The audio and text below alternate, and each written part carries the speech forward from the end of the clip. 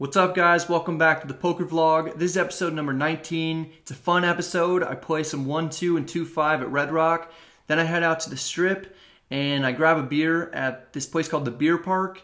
It's a really cool spot. It's got a great view of all the hotels on the Strip, and they've got a lot of beers on draft. If you're ever in the area, then definitely check it out.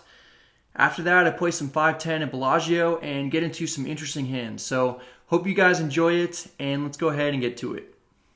Hey, can you please put Brad O on the list for 2-5? For 2-5? Yep. You got it. All right, thanks. All right, Fred. Bye.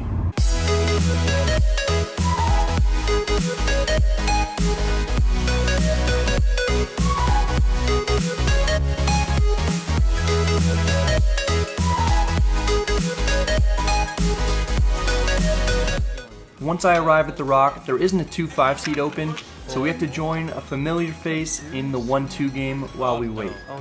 We sit down just long enough to lose literally dozens of dollars. Then they start a new 2-5 game. I add on some chips. We get into the action. In the first significant hand we play, we get ace-queen offsuit in the small blind. Under the gun +1 opens to 20. It folds back to us. We call. The big blind also calls, and we go three ways to the flop. The flop is 5-5-5. I check, the big blind checks, and the pre-flop raiser checks as well. Now, if the under the gun +1 player raised pre-flop with a pair, he almost definitely would have bet here, so there's a good chance we actually have the best hand with ace-queen high. The turn comes out, it's a 7. We go ahead and bet 25. We might be best, and the other two players will fold, but even if we get called, we'll probably have 6 outs.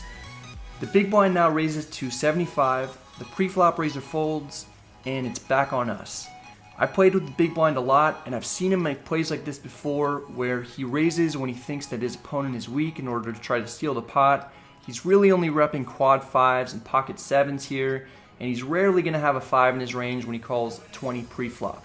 He also mostly traps with hands that are really strong and waits until the river to raise, so I'm skeptical of his actual hand strength in this particular instance.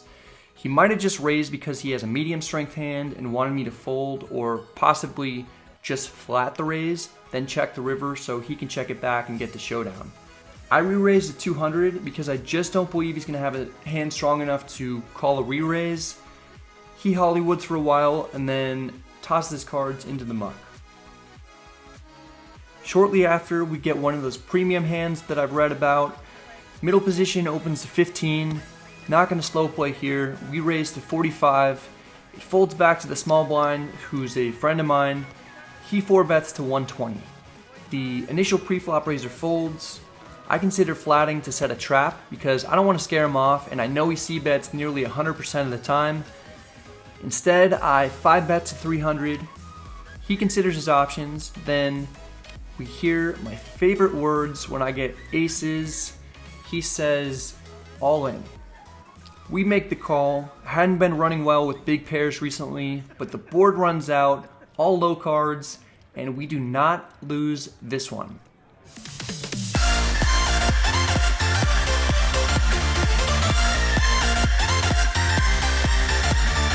He actually had aces too, so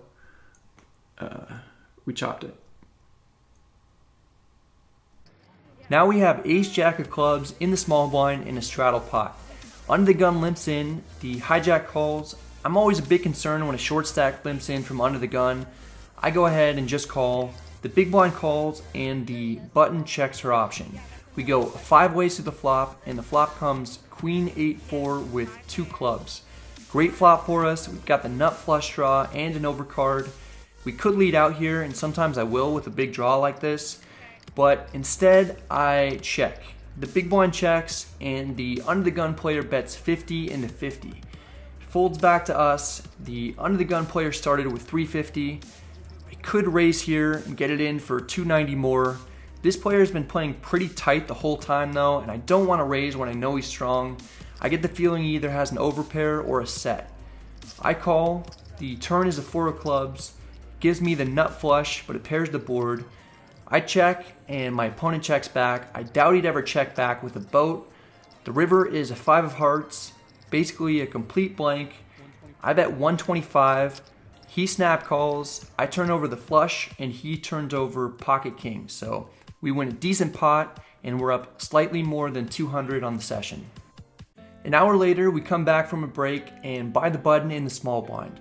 Under the gun +1 limps in. He's an older rec player. 4 other players limp in as well.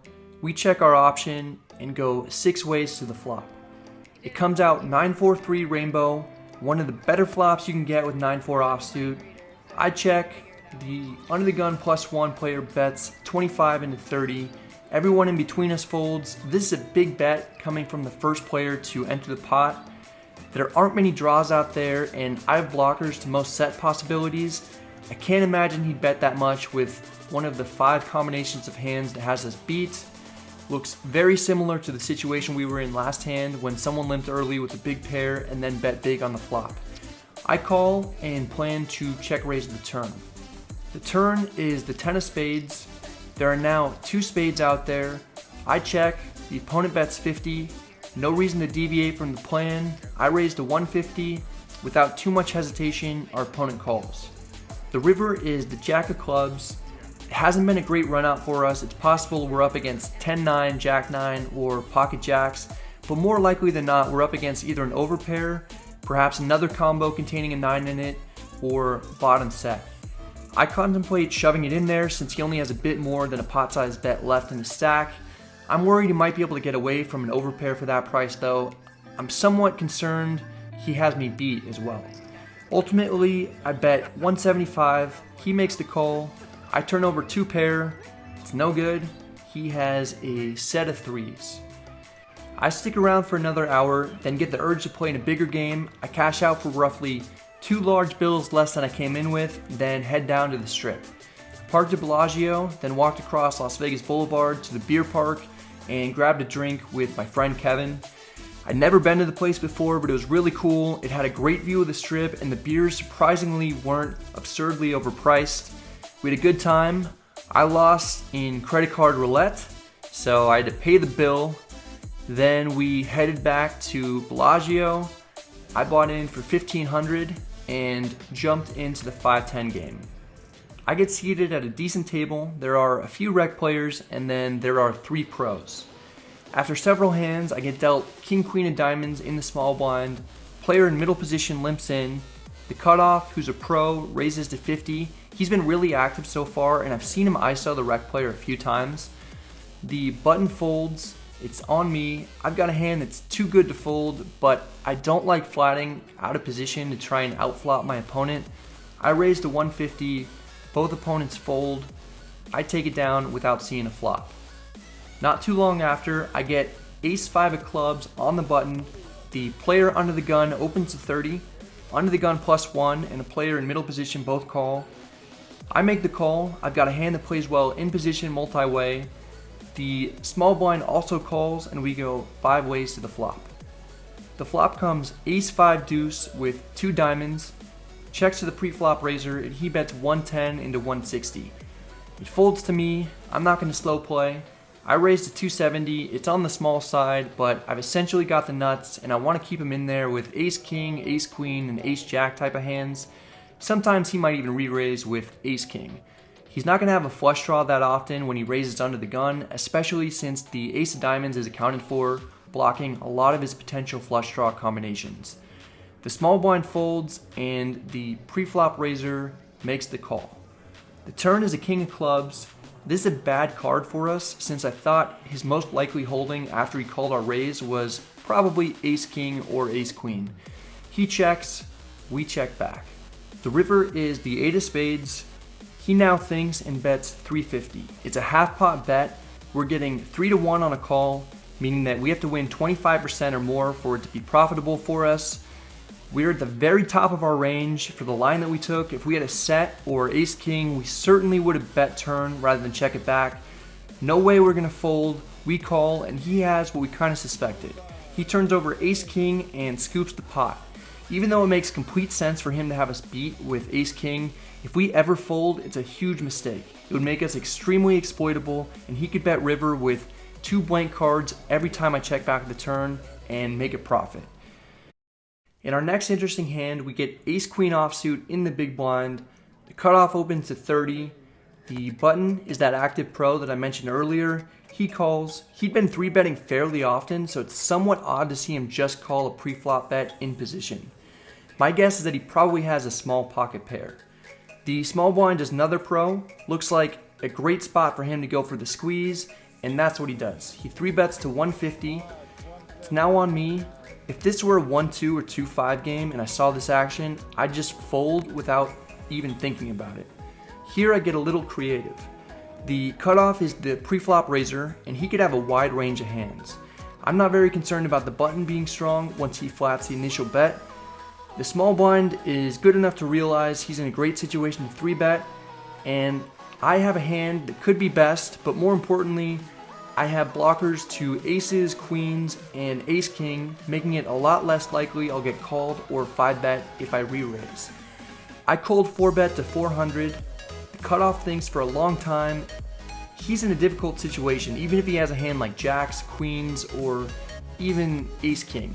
From his perspective, it has to look like I have aces or kings, and even if I don't, he still has to worry about the small blind that could potentially have one of those hands and maybe jam. Eventually the cutoff and the button do fold. The small blind looks irritated that he wasted $150. He eventually throws his cards into the muck as well. I certainly wouldn't recommend for people to do this in a smaller game, but conditions were perfect for me to do it here, and I won 210 without seeing a flop. While folding is okay, I don't like calling in this spot since the other opponents would be getting 3 and 4 to 1 on their calls, so we'd likely be going multi-way, out of position, in a huge pot, without the ability to be confident we're ahead even if we do flop a pair. 2 hands later, I pick up 7-5 spades on the button, folds to me, I raise to 30, the small blind folds and the big blind calls, leaving himself with 160. The flop comes 6-4-3 with 2 diamonds. We've got what you call the nuts. The big blind checks, I bet 40, he makes the call. The turn is a 7 of clubs, he checks, I bet 70, he goes all in for 120 total. I call, the river is a 10 of diamonds, the flush gets there, I was kind of expecting him to turn one over. Instead he turns over pocket jacks and we win. After that hand, a few others left. Me and 2 other pros drew for seats. I get into the other game and play for a few hours without anything too interesting happening until I pick up pocket kings. The straddle is on, I'm first to act. I raise to 60, the player to my left calls, the button calls, and the straddler calls as well. We go 4 ways to the flop, and the straddler checks in the dark. The flop comes 10-6 deuce with 2 spades. I bet 120, hoping that everyone folds other than the straddler and I can play a pot heads up in position.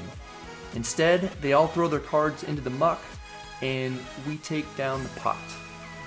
I played until 5 a.m. Nothing too exciting happened. The game got down to 4-handed with 2 other pros. I'd been playing since 5 p.m., figured it was time to leave. I cashed out for $17.05 and was in for $2,100, so I booked a small loss in 510.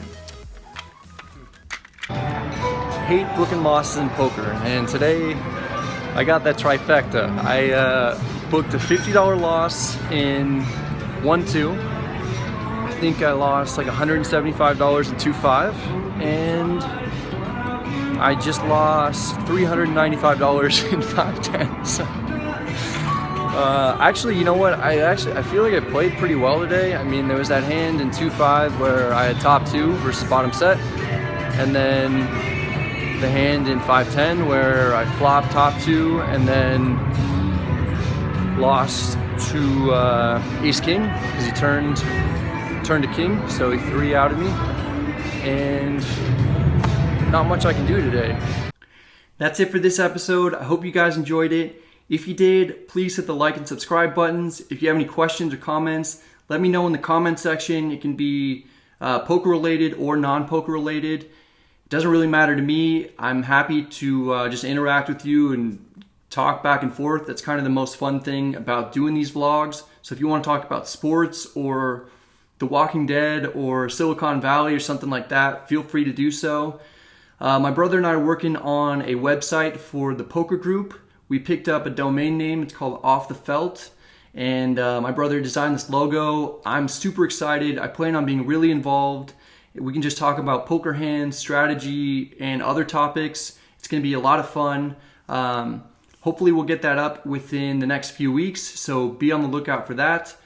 In the meantime, if you're interested in more poker content, then check out Crushed Live Poker. It's Bart Hansen's site. He's a super good cash game player, and he's done well in some tournaments too. He's got articles, videos, and podcasts all designed to help you improve pretty quickly. So check it out. There's a link in the description box below. If you click on it, it will actually set you up with a 1-month free subscription. One last update is I'm going up to Northern California for my friend's wedding and my mom's birthday and Mother's Day and my grandpa's birthday too. So I'm not sure how frequently I'm going to be posting videos. I have one other session from Bellagio where I play 5-10, and I'm going to put that out soon. That should be really cool. But I was thinking about possibly putting out a video of this best man speech that I gave not that long ago, and it's pretty funny. If you guys want to see that or anything else, then let me know too. Hope you guys are all doing well, and I'll see you next time. Good luck at the tables.